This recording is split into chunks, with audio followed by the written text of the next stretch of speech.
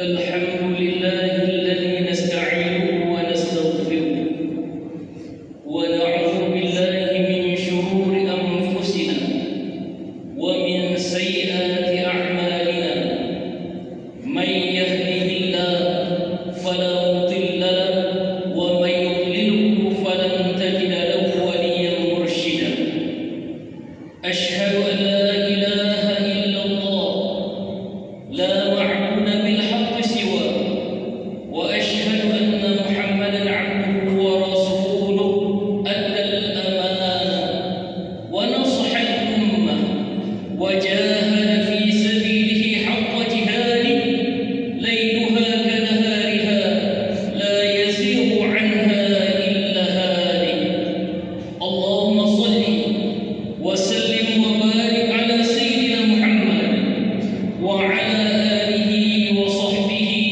ومن تبعه إلى يوم المعاد.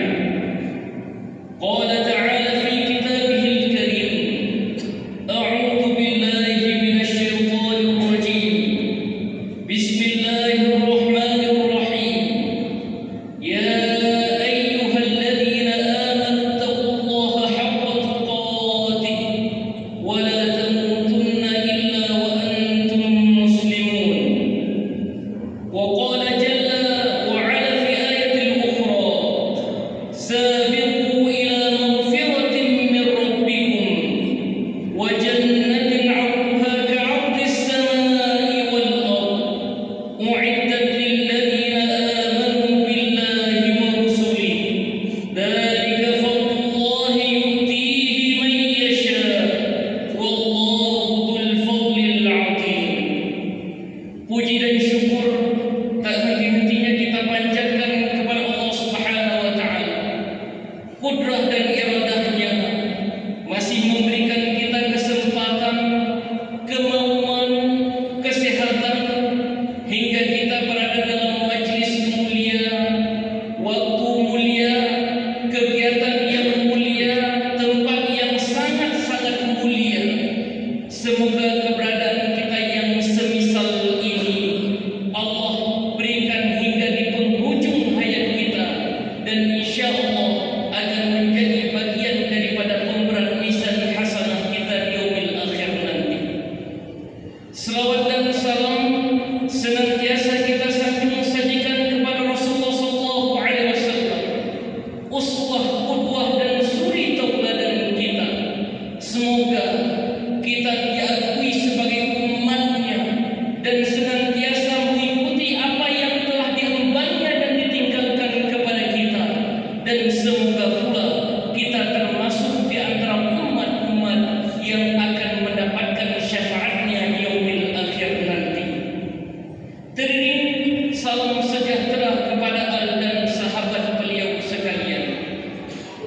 Sidang jamaah Jumat yang dirahmati Allah, judul yang diberikan kepada kami pada kesempatan singkat ini adalah bekal-bekal dalam menyambut bulan suci Ramadan.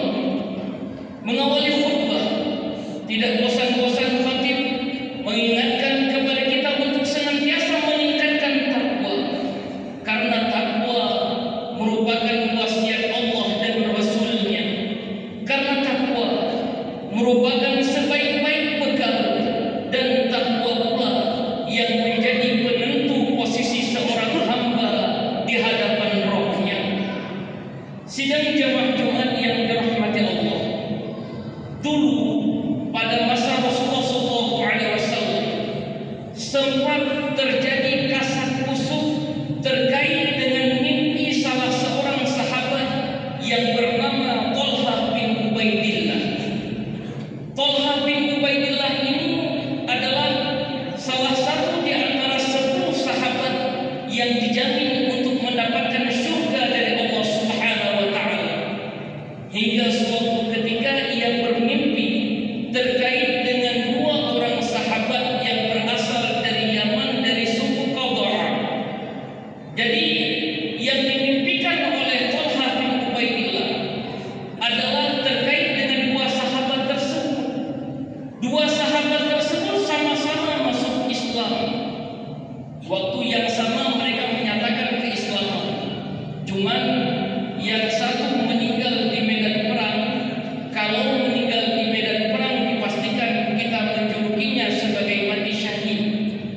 Sementara satu sahabat yang lainnya meninggal karena sakit di rumahnya setahun pasca meninggal sahabat yang pertama tadi. Yang dimimpikan oleh Talha adalah ia berdiri di depan pintu surga. Kemudian terdengar di balik pintu surga tersebut bahwa perintah untuk memasuki surga terlebih dahulu adalah mereka adalah sahabat Talha yang meninggal karena sakit. Kemudian yang berikutnya yang dipanggil adalah sahabat Talha yang meninggal karena mati syahid. Kemudian lanjutannya terdengar suara dari dalam surga, wahai Talha, giliranmu belum sampai, kembalilah hingga waktumu telah sampai, kami akan memanggilmu. Terbangun Talha dari mimpinya, dan besok paginya ia menceritakan mimpi tersebut kepada para sahabat yang lain, hingga para sahabat bertanya di antara mereka, bagaimana mungkin sahabat yang meninggal karena mati syahid kemudian memasuki surga dibandingkan mereka yang meninggal karena sakit. Hingga kasat kusuk tersebut mereka sampaikan kepada baginda Rasulullah SAW. Mereka bertanya,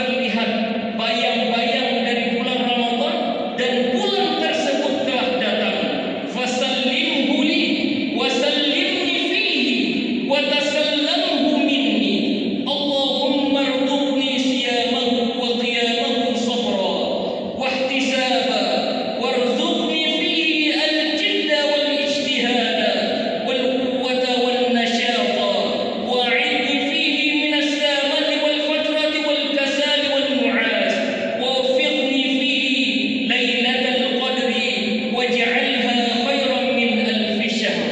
Ya Allah, bulan Ramadan sudah membayangi dan datang, maka sampaikan Ramadan kepada kami dan sampaikanlah kami ke dalamnya, dan terimalah amal-amal kami di bulan Ramadan. Ya Allah, karuniailah kami kesabaran dan niat tulus mengharap pahala dan ridha-Mu atas puasa Ramadan kami dan qiyamul lail kami. Ya Allah, karunialah kami dalam bulan Ramadan ini kesungguhan hati, ketekunan, kekuatan dan vitalitas. Ya Allah, lindungilah kami dalam bulan Ramadan ini dari kebosanan, lemah lesu, kemalasan dan banyaknya ngantuk. Ya Allah, sukseskanlah kami dalam mendapatkan Lailatul Qadar di bulan Ramadan ini dan jadikan pahalanya lebih baik daripada 1000 bulan. Ini sidang jamaah sekalian, di antara dua doa dari 7 doa yang diajarkan oleh Rasulullah SAW di awal kedatangan bulan Ramadan, hingga kita akan menjadikan Ramadan ini dengan sebaik-baik persiapan. Bukan hanya kita lewati Ramadan dengan amal ibadah seadanya, kita jadikan Ramadan sebagaimana bulan-bulan yang lainnya. Di antara kita mungkin ada yang berpuasa mulai 20 tahun sesuai dengan umurnya, bahkan ada yang lebih 50 tahun dalam melaksanakan ibadah Ramadan. Namun sebenarnya di balik dari tahun-tahun yang kita melaksanakan ibadah Ramadan tersebut, sebaiknya kita harus sering-sering bercermin dengan kualitas dari ibadah Ramadan yang kita kerjakan sedang jamaah sekalian. Karena yang menentukan kualitas ibadah seorang hamba, kualitas ibadah Ramadan kita adalah kita sendiri. Apakah akan menjadikan Ramadan kali ini lebih baik daripada Ramadan sebelumnya, ataupun kita akan menganggap Ramadan sama dengan bulan-bulan yang lainnya, hingga akhirnya kita tidak mengistimewakan apa yang telah Allah istimewakan. Tidak, kita berebut pahala di mana Allah Subhanahu wa taala mengobrol berbagai macam kebaikan yang seharusnya kita laksanakan di bulan yang sangat-sangat mulia ini sedang jamaah sekalian. Maka para ulama mengatakan di antara bentuk-bentuk persiapan yang harus kita siapkan sebagai bekal dalam kita mengarungi Ramadan ini sedang jamaah sekalian adalah di antaranya yang sangat penting adalah bekal ilmu pengetahuan. Disebutkan oleh Umar bin Abdul Aziz, "Man 'abadallahu bi ghairi ilmi." Barang siapa yang menyembah Allah tanpa ada ilmu pengetahuan, kana ma yufsidu aktsara mimma yuslihu. Kemungkinan besar akan jatuh ke dalam kerusakan dibandingkan ke dalam kebenaran. Hal yang sama dalam pepatah Arab disebutkan al-'amil bila ilmi. Mereka yang beramal tanpa ada ilmu pengetahuan, kasail bila dalil. Ibarat mereka yang melakukan perjalanan tapi tidak ada yang menunjukkan kemana mereka berjalan. Ketika seseorang tidak mengetahui hal-hal yang membatalkan puasa, maka kemungkinan besar mereka akan jatuh ke dalam kerusakan terhadap ibadah puasa yang mereka kerjakan. Ketika seseorang tidak mengetahui sunnah-sunnah dalam mereka melaksanakan ibadah puasa, maka kemungkinan mereka akan kehilangan besar terkait dengan pahala yang Allah obrol dalam bulan Ramadan ini. Ketika seseorang tidak mengetahui hal-hal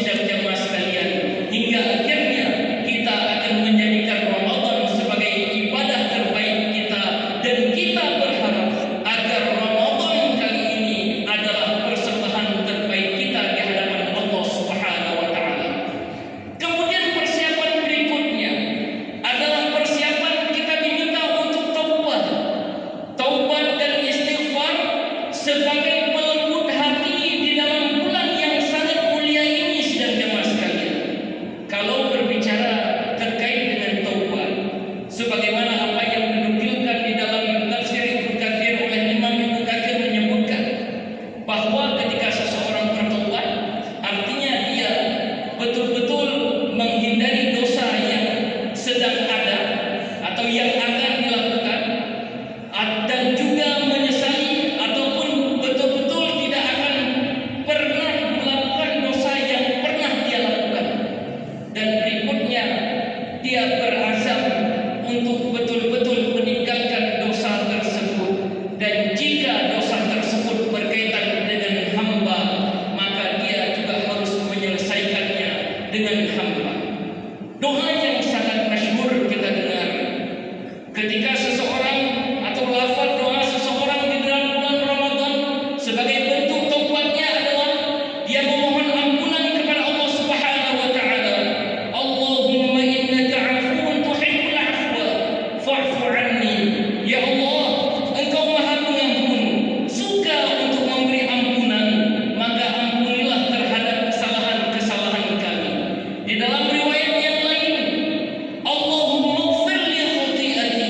Ya Allah, ampunilah terhadap kesalahan-kesalahanku, kesalahan yang aku kerjakan secara sengaja ataupun tidak aku sengaja, kesalahan-kesalahan yang aku kerjakan dengan candaan ataupun aku bersengaja untuk melakukan kesalahan tersebut. Itu di antara doa yang diajarkan oleh Rasulullah SAW sebagai bentuk pertaubatan kita di hadapan Allah Subhanahu wa taala. Semoga kita mampu mempersiapkan dengan bekal terbaik dalam pelaksanaan ibadah puasa. Bagi mereka-mereka ataupun kita-kita yang belum memiliki ilmu pengetahuan, mari kita hadir dalam majelis-majelis ilmu sebagai bentuk pendukung dalam pelaksanaan ibadah puasa ini. Jangan sampai ibadah yang kita laksanakan tidak memiliki fadilah ataupun tidak memiliki nilai apapun di sisi Allah Subhanahu wa taala. Demikian juga mari kita targetkan dengan kualitas amalan kita lebih baik daripada sebelumnya, hingga kita berusaha untuk mengejar amalan-amalan yang telah kita rencanakan. Dan jangan lupa untuk senantiasa memperbanyak istighfar dan taubat di hadapan Allah Subhanahu wa taala. Barakallahu li wa lakum fil Qur'anil 'azim wa naf'ani wa iyyakum bima fihi minal ayati wa zikril hakim. Wa taqabbalallahu minni wa minkum tilawatahu innahu huwas sami'ul 'alim.